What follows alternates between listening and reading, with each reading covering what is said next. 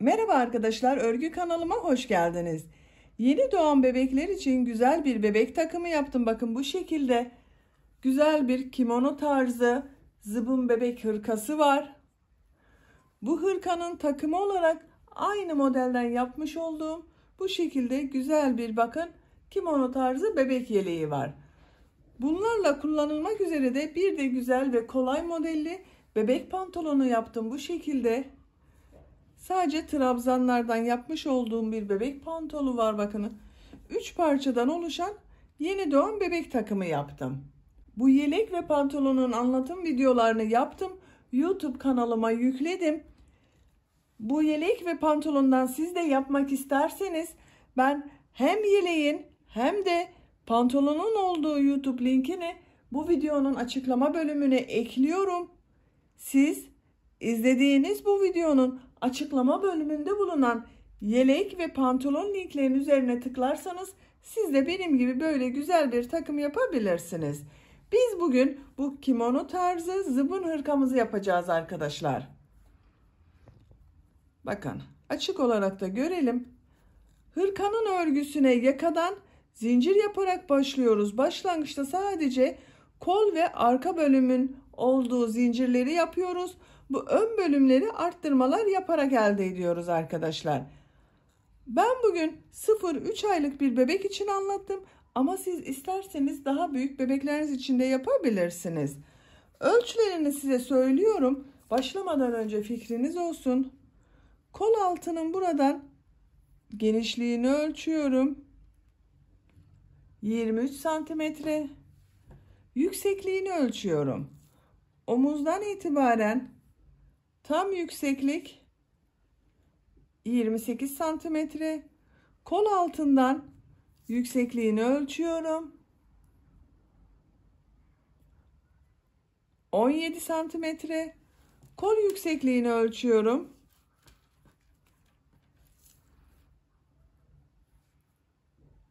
14 santimetre. Omuzdan itibaren tam yüksekliğini ölçüyorum. 26 santimetre. Bu da 0-3 aylık bebek için güzel bir ölçü. Bu hırkanın örgüsünde iplik olarak bu ipliği kullandım arkadaşlar. Bakın Alize Şekerim'in Mini Colors markalı bir ipliği. Kullandığım iplik üzerinde 320 metre yazmakta. 100 gram iplikte 320 metre iplik var. Doku olarak kalın olmayan ince bir iplik arkadaşlar. Yeni doğan bebek için yapıyoruz. O yüzden çok kalın olmayan ipleri tercih ederseniz iyi olacaktır. Renk numarasını soran arkadaşlar için de 3998.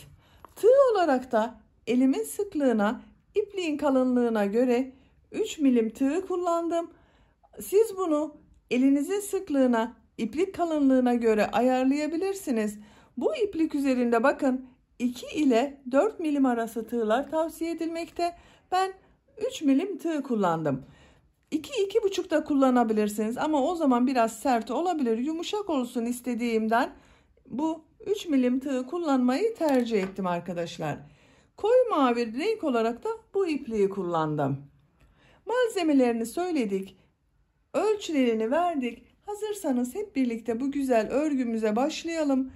Kanalıma abone değilseniz örgü kanalıma abone olmayı unutmayın lütfen. Örgü kanalıma abone olmak ücretsiz arkadaşlar. Örgü kanalıma ücretsiz abone olup orada bulunan zil şeklinde dokunarak açık konuma getirirseniz kanalıma video yüklediğim zaman ilk önce size bildirim gelecek. Örgülerimden herkesten önce sizin haberiniz olacaktır. Videolarımın altına beğeni ve yorumlarınızı da yaparsanız çok sevinirim. Örgü kanalımın devamlılığı için sizlerden gelen beğeni ve yorumlar çok önemli arkadaşlar. Aklınıza takılan bütün soruları da yorumlar bölümünden sorabilirsiniz. Mümkün olduğunca bütün sorulara cevap vermeye çalışıyorum. Örgü kanalıma ücretsiz abone olup beğeni ve yorumlarını da yaparak destek olan bütün arkadaşlara çok teşekkür ederim. Hepinize kolay gelsin. İyi çalışmalar.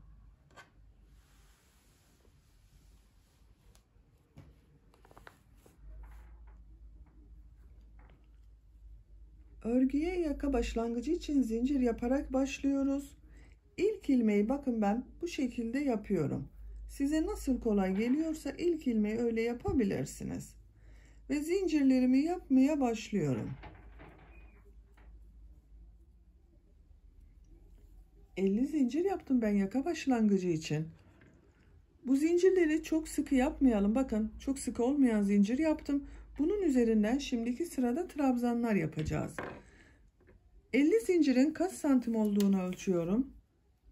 Başlangıcı sıfıra tutup ölçtüğüm zaman 19 santimlik zincir uzunluğu var. 19-20 santim bakın. Bu 50 zinciri sadece kol ve arka bölümün sayılar arkadaşlar.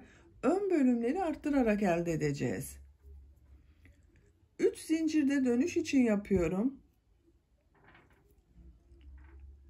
1, 2, 3 ilmek atlıyorum.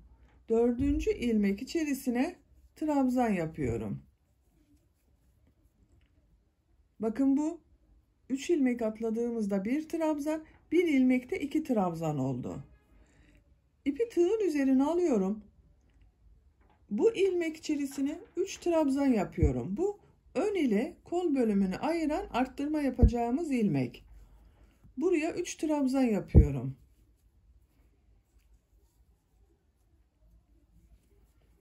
Ön ile bakın kol bölümünü bu ilmeklerden arttırmalar yaparak devam edeceğiz. Kol bölümü için 13 trabzan yapıyorum buraya. Bakın diğer ilmeklere birer defa trabzan yapıyorum. 1, 2, 3,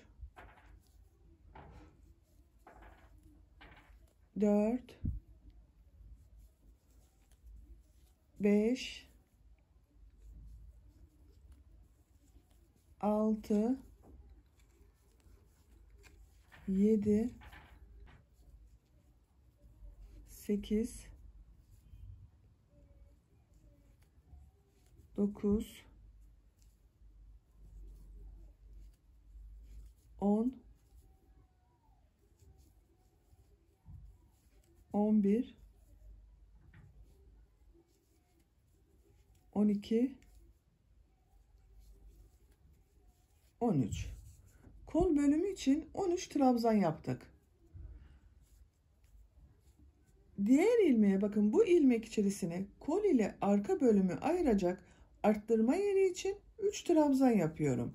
Aynı ilmek içerisine 3 trabzan yapıyorum bakın. 1, 2,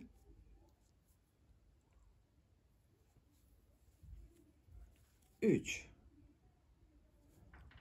Arka bölümün trabzanlarındayız. Arka bölüm için 18 trabzan yapıyoruz. Her ilmeğe birer defa.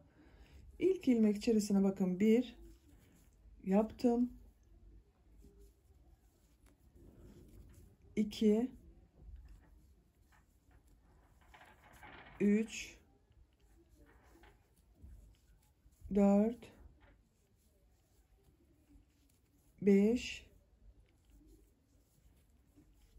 6, 7, 8, 9, 10, 11, 12, 13, 14, 15, 16, 17, 18. Arka bölüm için de 18 trabzan yaptık buraya. Arka bölüm ile diğer kol bölümünü ayıracak olan arttırma yapacağımız bakın bu ilmek içerisine 3 trabzan yapıyorum. Aynı ilmeğe 3 trabzan yapıyorum. 2, 3, Diğer 13 ilmek üzerine birer defa trabzan yapıyorum kol bölümü için. Bu kol bölümünde buraya 13 trabzan yaptım. Buraya da 13 trabzan yapıyoruz. Bakın 1 2 3 4 5 6 7 8 9 10 11 12 13 13 trabzan da buraya yaptım.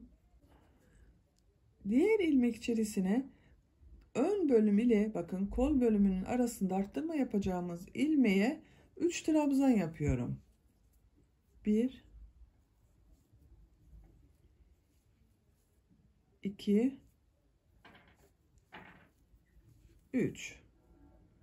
3 trabzan da aynı ilmek içerisine yaptım. Bu son ilmeğe 2 trabzan yapıyorum. 1 2 bakın 2 trabzan aynı ilmek içerisine yaptım. Diğer ilmeğe de 3 trabzan yaptım. Sıra başında da aynı yapmıştık. Bakın 1 2 trabzan yapmıştık. Bir ilmek içerisine yanındaki ilmeğe 3 trabzan yapmıştım. Bu sıra sonunda da aynısı oldu. İlk sırada böylece robanın başlangıcında yapmış olduk. Roba arttırma yapacağımız yerleri de belirledik. Bu robada bakın 1 2 3 4 noktadan arttırma yapıyoruz. Ön bölümlerde de sıra başında ve sıra sonunda trabzan arttırması yaparak ön bölümleri elde edeceğiz. Siz bunu daha büyük bebekleriniz için yapıyorsanız başlangıç zincir sayısını daha fazla yapabilirsiniz arkadaşlar. Siz bunu 3-6 aylık bebeğiniz için yapacaksanız 4 zincir fazla başlayabilirsiniz. Kol bölümlerini 14 trabzan, arka bölümü de 20 trabzan yapabilirsiniz. Bu yaptığımız bakın 2 ve 3 trabzan yaptıklarımızı değişmeyecek. Kaç yaş için yaparsanız yapın bu ilk başlangıçta yaptığımız 2 ilmeği olan trabzan sayısı aynı olacak. Sadece kol ve arka bölüm için yaptığımız sayılar değişecek. Daha büyük 6 aylık bir bebek için yapmak istiyorsanız da 8 trabzan fazla yapabilirsiniz. Arka bölümü 22 trabzan yapabilirsiniz. Kol bölümlerinde 15-16 trabzan kendinize göre ayarlama yapabilirsiniz. Biz bugün 0-3 aylık bebek için yapıyoruz. İkinci sıradayız. İkinci sırada dediğim gibi bakın sıra başında ve sıra sonunda arttırma yapacağız. Ayrıca bu üçer trabzan yaptığımız trabzanların ortada bulunan ilmekler üzerine arttırmalar yapacağız. Toplam 6 noktada arttırma yapıyoruz. Bir zincir yapıyorum, örgüyü çeviriyorum. İlk ilmek içerisine 2 trabzan yapıyorum. Bir trabzan yaptım. Aynı ilmek içerisine bir trabzan daha yapıyorum. Bakın bu trabzan için yaptık. Bir tane de arttırma yaptım bu sırada. Diğer ilmeği trabzan yapıyorum. Bakın 3 trabzan yaptığımız ilmeğe geldim. Bu ilk ilmek üzerine bakın trabzan yapıyorum.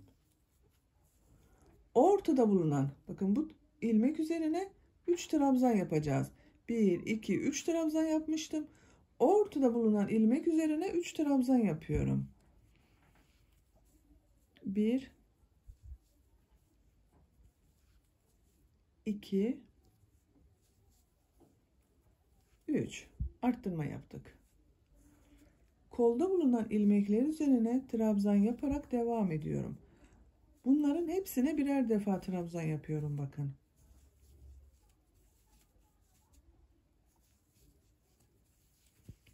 Burada yaptığımız bu 3 trabzanın ortasına kadar trabzanları yapalım. kol bölümünde bulunan ilmekler üzerine birer defa trabzan yaparak arttırma yapacağımız ilmeğe geldim. Bakın burada 3 trabzan vardı. Bunun ortada bulunan ilmek üzerine 3 trabzan yapacağız. Kol bölümüne kaç trabzan olduğunu sayıyorum. Bakın arttırma yaptığımız bu trabzanlardan sonra 2, 4, 6, 8, 10, 12, 14, 15. 15 trabzan oldu. Arttırma yapmak için ortada bulunan ilmek üzerine 3 trabzan yapıyorum. 1, aynı ilmeğe yapıyorum bakın. 2, 3. Arka bölümde bulunan ilmekler üzerine trabzan yaparak devam ediyorum.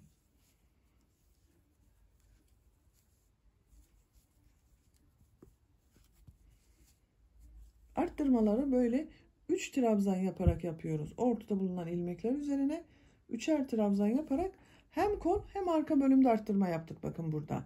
Birisi kolda kalacak, birisi arka bölümde. Bu ortada bulunan ilmek üzerine bir sonraki sırada tekrar 3 trabzan yapacağız. Diğer arttırma yapacağımız burada bulunan bakın ortada bulunan ilmek üzerine kadar devam edelim. Arka bölümde bulunan ilmekler üzerine de trabzanları yaptım.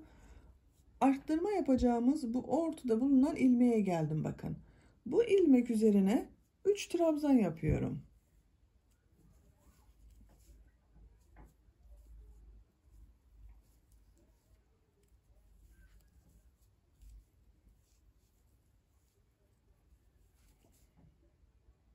Üç trabzanı yaptım.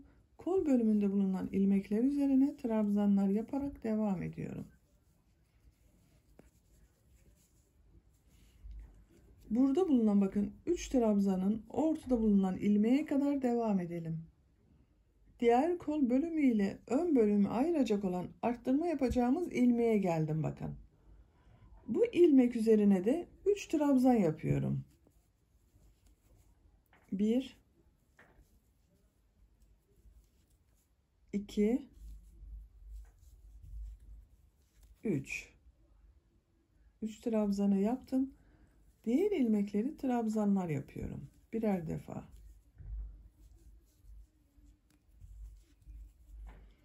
Burada 3 ilmek atlayarak oluşturduğumuz bir trabzan vardı. Bunun bu ilmek üzerine 2 trabzan yapıyorum. 1,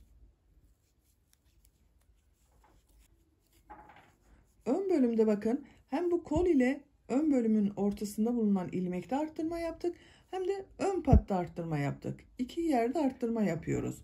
Trabzan sayılarını sayalım. Bakın bu 3 trabzan yaptığımız ilmekten sonra 4 trabzan var burada. Sıra başında bulunan ilmekte de bakın 1, 2, 3, 4 trabzan yaptık. Ön bölümde 4 trabzan var. Bakın robamız belirli olmaya başlıyor. 3. sıradayız. 3. sırada yine arttırmalara devam edeceğiz. Bakın bu 3 trabzanların ortada bulunan trabzanlar üzerinden yine 3'er trabzan yaparak arttırma yapacağız. Ama artık bu 3. sıradan sonra sıra başında ve sıra sonunda birer ilmek değil 2'şer ilmek arttırması yapacağız. Bir zincir yapıyorum, örgüyü çeviriyorum. Bu ilk ilmek içerisine 3 trabzan yapıyorum. Bakın ilk trabzan, burada bulunan trabzan için olan trabzan. Aynı ilmeğe 2 trabzan daha yapıyorum.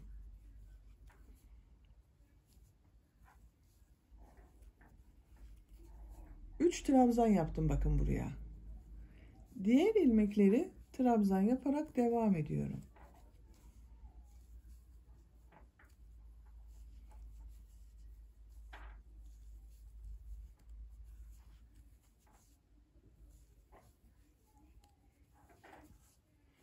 Bakın arttırma yapacağım ilmeğe geldim. Bu 3 trabzanın ortasında bulunan ilmek üzerine 3 trabzan yapıyorum.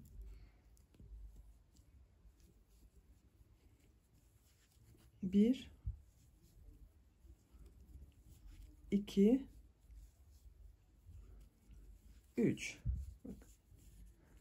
Burada bakın 3 trabzandan önce 2, 4, 6, 7 trabzan oldu. Ön bölümde 7 trabzan oldu. Artık bu ön bölümlerde sıra başında ve sıra sonunda da aynı ilmeğe 3'er trabzan yapacağız. Kolda bulunan ilmekler üzerine trabzan yaparak devam ediyorum. Arttırma yapacağımız bu ilmeğe kadar devam edelim. Kolda bulunan ilmekler üzerine de trabzanları yaptım. Arttırma yapacağım bu ilmeğe geldim bakın. Bu ilmek üzerine 3 trabzan yapıyorum.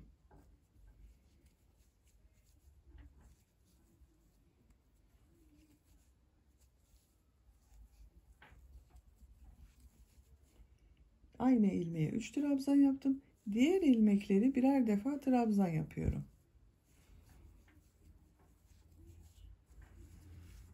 Arttırma yapacağımız buraya kadar devam edelim. Kol ile arka bölümü ayıracak arttırma yapacağımız ilmeğe geldim. Bu ilmek üzerine de 3 trabzan yapıyorum. 1, 2, 3. Diğer ilmekleri trabzan yaparak devam ediyorum. Arttırma yapacağımız buraya kadar devam edelim. Ön ile kol bölümünü ayıracak arttırma yapacağımız ilmeğe geldim. Bu ilmek üzerine de 3 trabzan yapıyorum.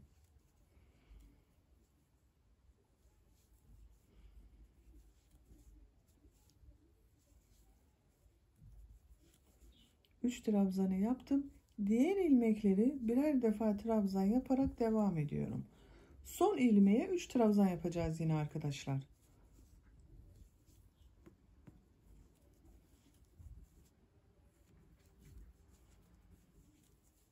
Bakın en son ilmek kaldı. Bu son ilmek üzerine 3 trabzan yapıyorum. 1,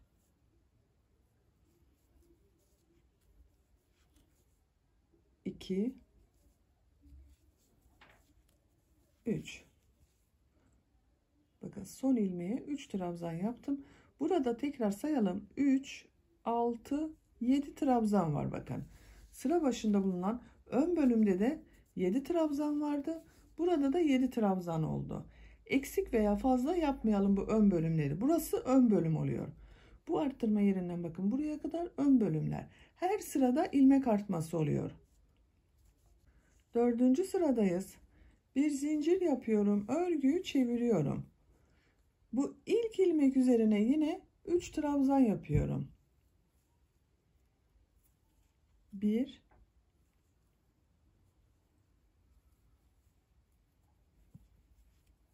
2, 3. Aynı ilmeğe 3 trabzan yaptım. Diğer ilmekleri arttırma yapacağımız buraya kadar birer defa trabzan yapıyorum.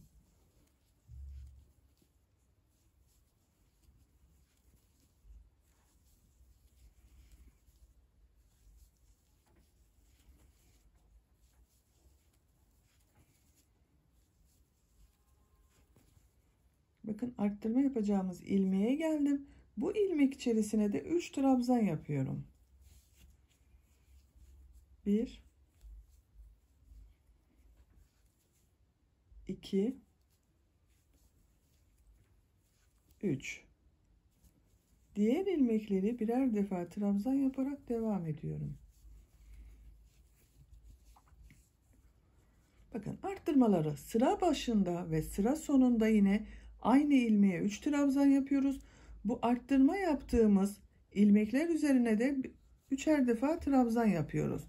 Bu sırayı bu şekilde devam edelim. Bu arttırma yapacağımız ilmekler üzerine 3'er defa trabzan yapalım. Diğer ilmeklere birer defa trabzan yaparak sıra sonuna kadar devam edelim. Bu sırada arttırma yerlerine 3'er trabzan yaptım. Diğer ilmeklere birer trabzan yaparak sıra sonuna kadar tamamladım. Bakın son ilmeğe yine 3 trabzan yapıyorum. Bu en son bulunan ilmek üzerine 3 trabzanı yapıyorum. 1, 2, 3. Bir zincir yapıyorum. Örgüyü çeviriyorum. 5. sıradayız. 5. sırada yine aynı şekilde arttırmalara devam edeceğiz. İlk ilmek üzerine 3 trabzan yapıyorum. 1 2 3 aynı ilmekte 3 trabzan var. Diğer ilmekleri birer defa trabzan yapıyorum. Arttırma yapacağımız yerde yine 3 trabzan yapacağız.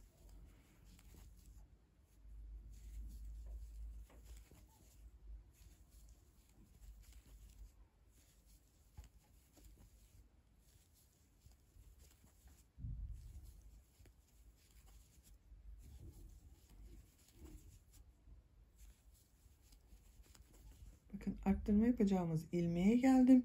Bu ilmek üzerine 3 trabzan yapıyorum. 1 2 3 diğer ilmekleri birer defa yapıyorum. Arttırma yerlerinde 3 trabzan yapıyorum. Robanın yapılış şekli anlaşılmıştır arkadaşlar. Şöyle şeklini şu şekilde bir görelim. Arttırmalarımızı sıra başında ve sıra sonunda yapıyoruz. 1 2 3 4 noktada da yapıyoruz. Toplam 6 yerde 3'er trabzan yaparak arttırma yapıyoruz. Şeklini görelim. Şöyle üst üstüne getirelim. Bakın böyle. Ön bölüm çoğaldıkça bu birbirinin üzerine gelecek. Roba bölümünün örgüsünü bu şekilde devam edeceğiz. Bu 6 yerden sıra başlarında, sıra sonunda ve bu 4 noktadan her sırada arttırmalar yaparak robanın yüksekliğini yapacak olduğumuz bebeğinizin büyüklüğüne göre tamamlayalım. Yakadan başladığımız örgümüze 6 noktadan arttırmalar yaparak benim için gerekli yüksekliğe kadar tamamladım. Kaç sıra ördüğümü sayıyorum. 1, 2, 3, 4, 5, 6, 7, 8, 9, 10. 10 sıranın sonunda benim için gerekli yüksekliği elde ettim. Santimetre olarak da ölçüyorum. 9 santim roba yüksekliği var. Benim elimin sıklığına göre 10 sıra 9 santim geldi arkadaşlar. Sizin eliniz çok sıkıysa bir sıra daha fazla yapmanız gerekebilir. Bu sıradan itibaren kolları gövdeden ayıracağız. Örgümüze artık gövdenin örgüsüyle devam edeceğiz. Arttırmaları da bu ön bölümlerden yaptığımız arttırmalara devam ediyoruz daha. Şekil olarak bir de böyle görelim. Bakın katladığımız zaman arttırma yerlerini üst üstüne getiriyorum. Buradan da üst üstüne getiriyorum. Bakın ön bölümler üst üstüne geldi. Bu arttırmalara devam edeceğiz. 11. sıradayım. Bir zincir yapıyorum. Örgüyü çeviriyorum. İlk ilmek üzerine 3 trabzan yapıyorum. 1 2 3 arttırmamızı da yaptık. Diğer ilmeklere birer defa trabzan yaparak devam ediyorum.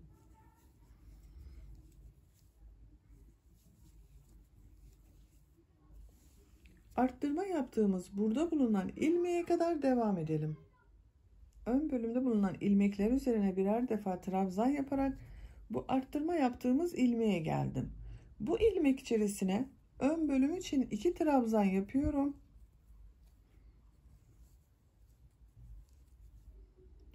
Bir zincir yapıyorum kol altı için.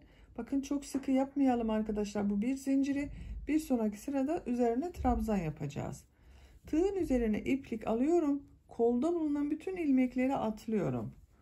Kol ile arka bölümü ayıran bakın burada arttırma yaptığımız ilmek vardı. Bu ilmek içerisine 2 trabzan yapıyorum. 1 2 bakın kol altında buraya oluşturmuş olduk. Diğer ilmeklere birer defa trabzan yaparak devam ediyorum.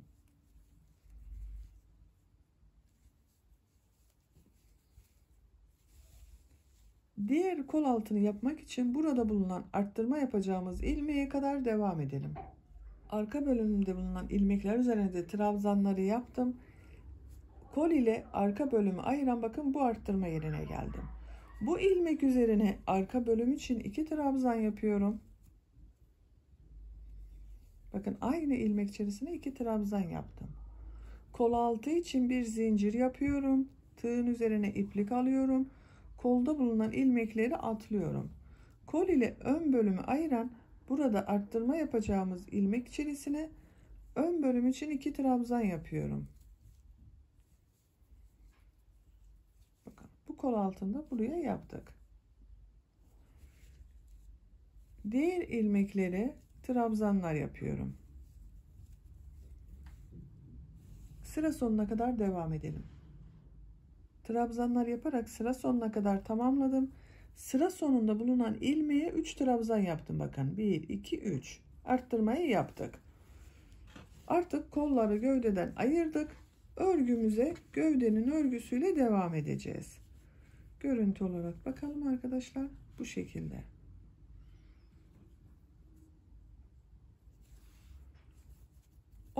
Sıradayız. 12. sırada yine ön bölümlerden arttırmalara devam ediyorum.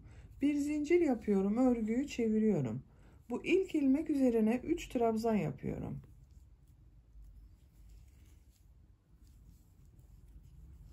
2 3 aynı ilmeğe 3 trabzan yaptım.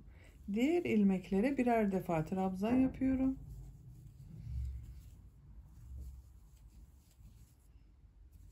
Kol altını yapacağımız bu bir zincire kadar devam edelim.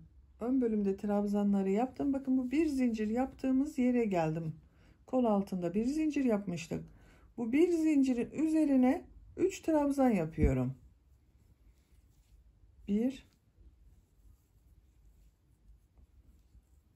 2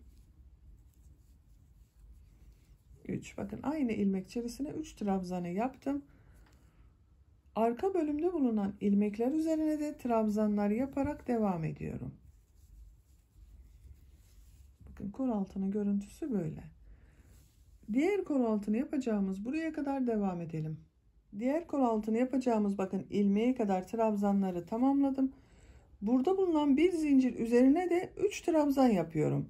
Diğer kol altında da aynı şekilde 3 trabzan yapmıştık. Buraya da 3 trabzan yapıyorum bakın.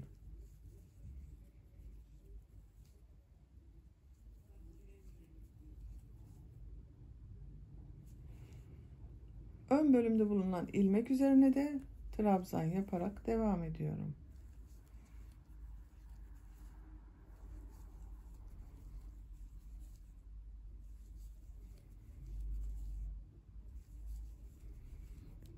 Sıra sonuna kadar devam edelim. Sıra sonuna kadar trabzanları tamamladım. Sıra sonunda yine 3 trabzan yaptım bakın. Bir zincir yapıyorum, örgüyü çeviriyorum. Bu ilk ilmek üzerine yine 3 trabzan yapıyorum. Bu ön bölümlerden arttırmalara devam ediyoruz. Aynı ilmeğe 3 trabzan yaptım. Diğer ilmeklere birer defa trabzan yapıyoruz.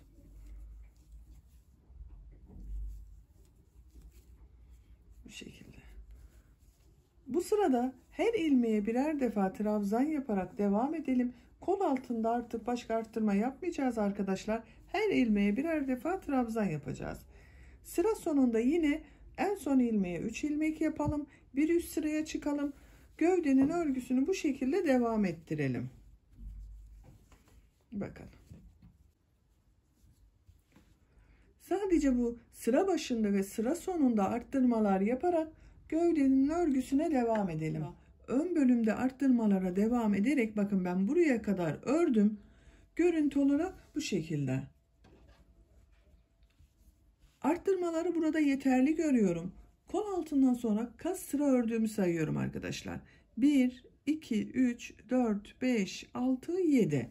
7 sıranın sonunda artık ön bölümlerden arttırmayı burada bırakıyorum. Ön bölümleri düz devam edeceğiz.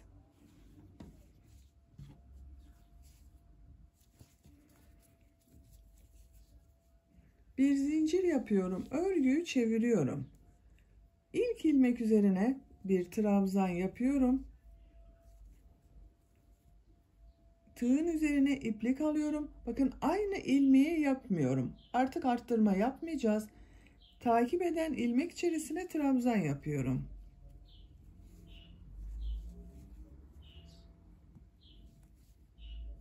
Diğer ilmekleri de trabzan yaparak devam ediyorum.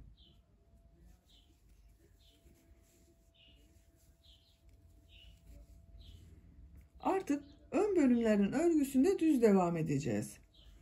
Sıra sonuna kadar devam edelim. Her ilmeğe birer defa trabzan yaparak sıra sonuna kadar bakın tamamladım. En son ilmeğe de bir trabzan yapıyorum. Diğer trabzanları yapmıyorum. Arttırma yapmıyoruz artık. Bir zincir yapıyorum. Örgüyü çeviriyorum. İlk ilmek üzerine trabzan yapıyorum. Diğer ilmekleri de trabzan yaparak devam ediyorum. Bakın sıra sonunda ve sıra başında yine arttırma yapmadım. Artık örgümüz bu sayı ile devam edecek arkadaşlar. Bakın şu şekilde arttırmalarımızı tamamladık. Her iki tarafın bakın sıra başında ve sıra sonunda arttırma yapmıyoruz. Bu son sırada olan ilmek sayısıyla örgümüze devam edelim. Gövde örgüsünü arttırmayı bırakıp düz yapmaya başladığım buradan itibaren ben tamamladım arkadaşlar. Kaç sıra yaptığımı sayıyorum. Kol altından sayarsak daha düzgün bir sayı elde ederiz. Bakın trabzan sırasını sayıyorum. 1, 2, 3, 4, 5, 6, 7, 8, 9, 10, 11, 12, 13, 14, 15, 16, 17 sıra oldu. Kol altından sonra 17 sıra olarak tamamladım. Santimetre olarak da ölçmek istiyorum.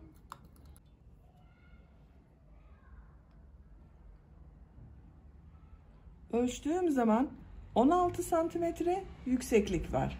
Benim yapacağım ölçü için bu yeterli. Ben bugün bunu yeni doğan bir bebek için yapıyorum bu hırkayı arkadaşlar. Siz daha büyük çocuklar için yapıyorsanız birkaç sıra daha düz devam edebilirsiniz.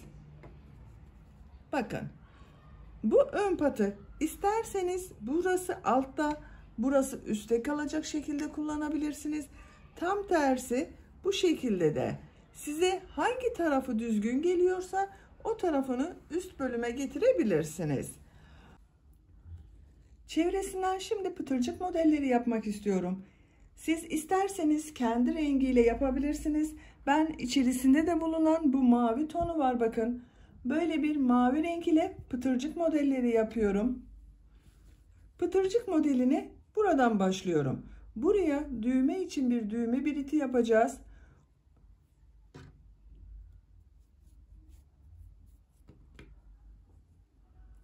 Bu köşeden bakın.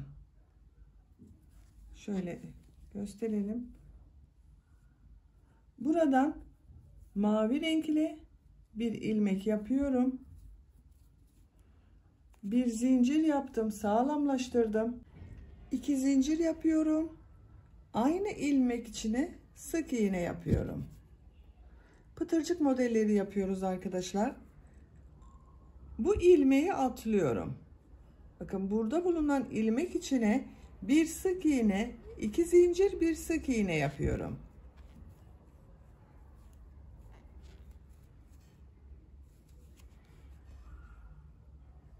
Bir ilmek atlıyorum. Burada bulunan ilmek içine bir sık iğne, 2 zincir, bir sık iğne yapıyorum. Burada bir trabzan sırası görünüyor. Buraya da bir sık iğne, 2 zincir, bir sık iğne pıtırcık modeli yapıyorum. Bir ilmek atlıyorum bakın. Bu 2 ilmek görülen yerlerde bir ilmek atlıyoruz. Bir pıtırcık modeli yapıyoruz.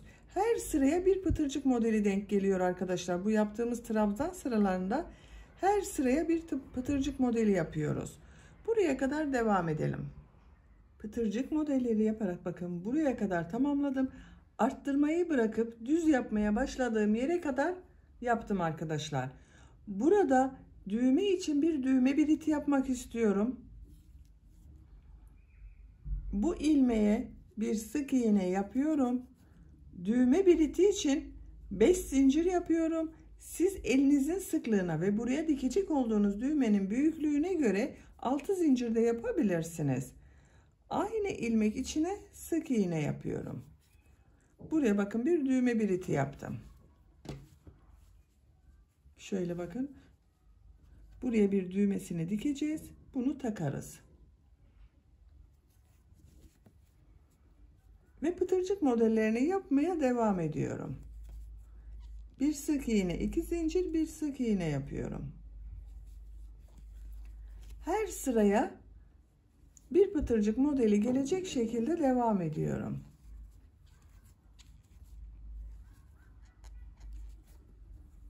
Bakın. Pıtırcık modelleri yaparak çevresinde devam edelim. Etek ucuna geldiğimiz zaman da pıtırcık modellerini yapalım. Bu başladığımız yere kadar tamamlayalım. Çevresinden pıtırcık modelleri yaparak başlangıç yaptığım yere kadar tamamladım. Etek ucunda da bakın pıtırcık modellerini yaptım arkadaşlar. Bu son ilmek ile burada yaptığım ilk ilmeği ilmek kaydırması yaparak birleştiriyorum. İpliği burada kesiyoruz. Ben kestim ipliği arkadaşlar. Bakın bu şekilde bir görüntü oldu. Hırkanın buraya düğmesini dikeceğiz, bitireceğiz arkadaşlar. Bu iç bölüme de ipler yapacağız. Onu yapmadan önce kol örgüsünü tamamlayalım.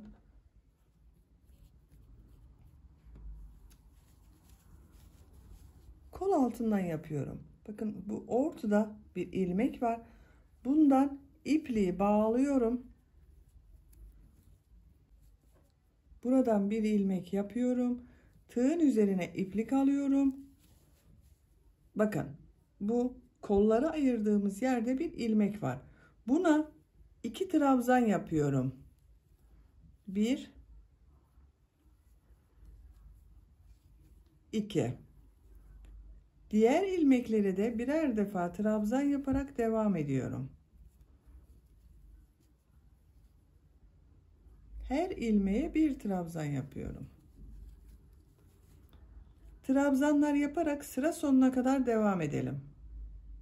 Kol çevresinde trabzanlar yaparak bakın sıra sonuna kadar tamamladım. Sıra sonunda bu gövdeyi yaptığımız, bakın arka bölümü yaptığımız, arttırma yaptığımız bir ilmek var.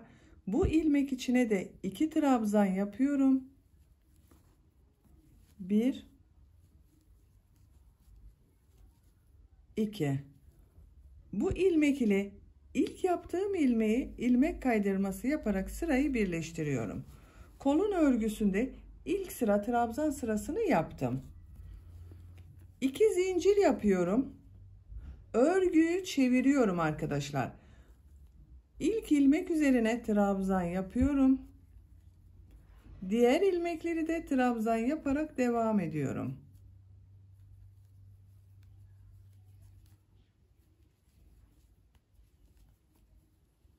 Sıra sonuna kadar devam edelim. Sıra sonuna kadar trabzanları tamamladım. Son ilmek ile ilk ilmeği ilmek kaydırması yaparak sırayı birleştiriyorum. 2 zincir yapıyorum. Örgüyü çeviriyorum. İlk ilmek üzerine trabzan yapıyorum. Diğer ilmekleri de trabzan yaparak devam ediyorum.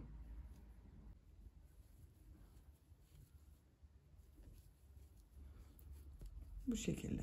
Sıra sonuna kadar trabzanlara devam edelim. Sıra sonunda ilmek kaydırması yaparak birleştirelim. 2 zincir yapıp örgüyü çevirelim. Kolun örgüsüne devam edelim. Kol örgüsünü yaparken de gövde örgüsünde yaptığımız gibi her sıra sonunda örgüyü çevirerek örelim arkadaşlar.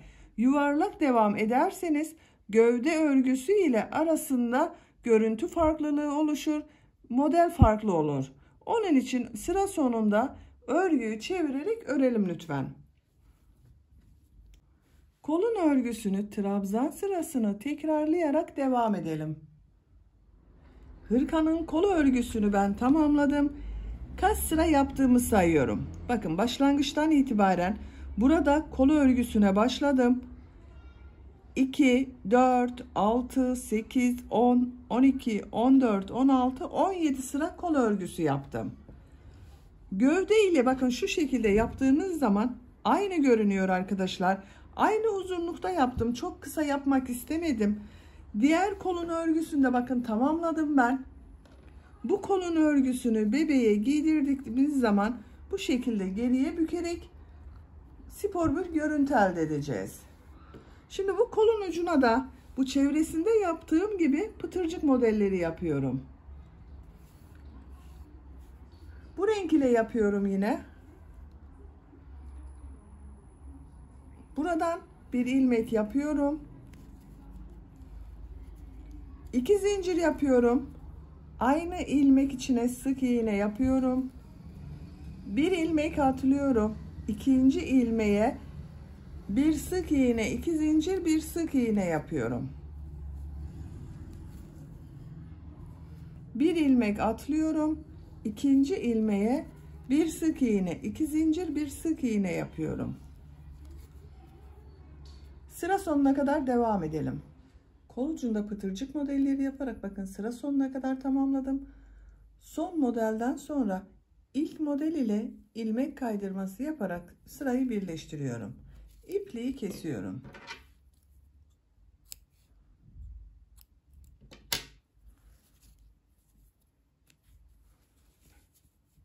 Örgünün ters tarafından içeriye çekiyorum.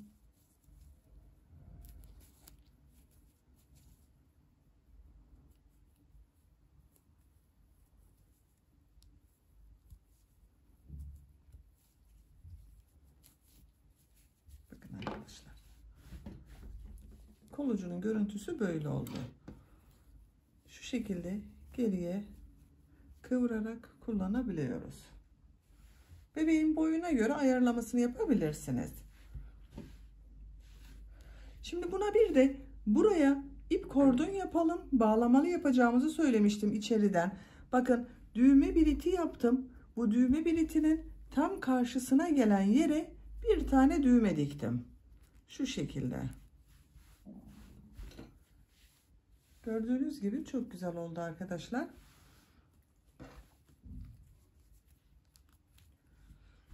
Şimdi bu içine de ip kordon yapalım. Bağlayarak kullanırız. Düğme yaparsak çok kaba görünecek arkadaşlar. Onun için ip kordon yapıyorum. Hırkanın kendi rengiyle yapıyorum.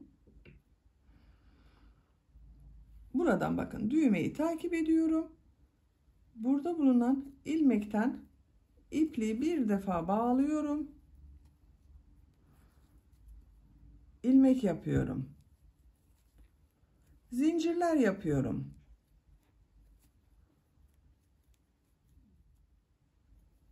...35 zincir yaptım. Bu yeterli bakın. Şu uzunlukta bir zincir oldu arkadaşlar. İpliği kesiyorum. Uzun kesmeye gerek yok. Şu şekilde sıkladım.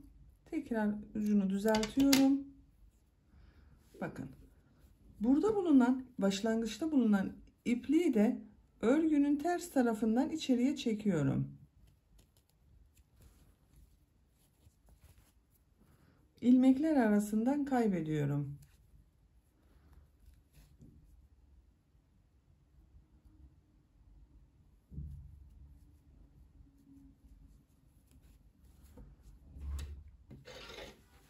İp kordonun birisini yaptım.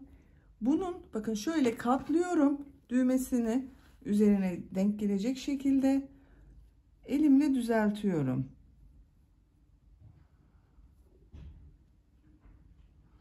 Buraya arkadaşlar bakın. Bakın. Aynı sıra kaçıncı sıra olduğunu sayın isterseniz bakın 2, 4, 6, 8, 10, 11. sıranın sonunda ip kordonu yaptım. Buradan da sayıyorum. 2, 4, 6, 8, 10, 11. 11. sıraya şu şekilde yine diğer ip kordonu başladığım gibi ipliği bir defa bağlıyorum. İlmek yapıyorum. Zincirler yapıyorum. Bu zinciri kaç zincir yaptıysanız bunu da aynı sayıda zincir yapalım. Buraya da ip kordon için 35 zinciri yaptım. İpliği kesiyorum.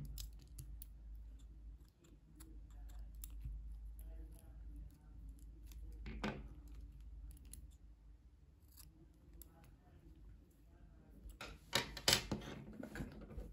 İç bölümde bağlamak için ip kordonu da hazırladık. Hırkayı bebeğimize giydirdiğimiz zaman şu şekilde ilk önce bu ip kordonları bağlıyoruz. Daha pratik kullanımlı oldu arkadaşlar. Düğmesini takıyoruz. Hırkayı kullanmaya başlıyoruz artık bakın. Diğer kulucu da bükelim geriye.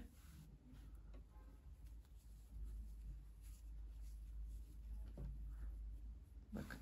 Çok güzel oldu gördüğünüz gibi bu zıbın hırkamız. Kimono tarzı bebek hırkasını çok kolay ve hızlı bir şekilde yaptık. Ölçülerini size söylüyorum. Kol altından gövde genişliğini ölçüyorum. 23 santimetre. Yüksekliğini ölçüyorum. Kol altından gövde yüksekliği 17 santimetre. Omuzdan itibaren tam yüksekliğini ölçüyorum. 28 santimetre. Kol boyunda ölçelim arkadaşlar. Bakın. Omuzdan itibaren tam kol boyu 26 santimetre. Kol altından ölçtüğümüz zaman 14 santimetre. Bu da 0-3 aylık bebek için güzel bir ölçü oldu. Açık olarak tekrar görelim. Bakın.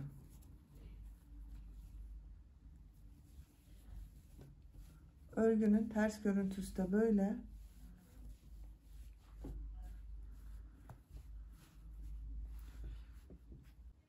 Böylece örgü anlatımımızın da sonuna gelmiş olduk.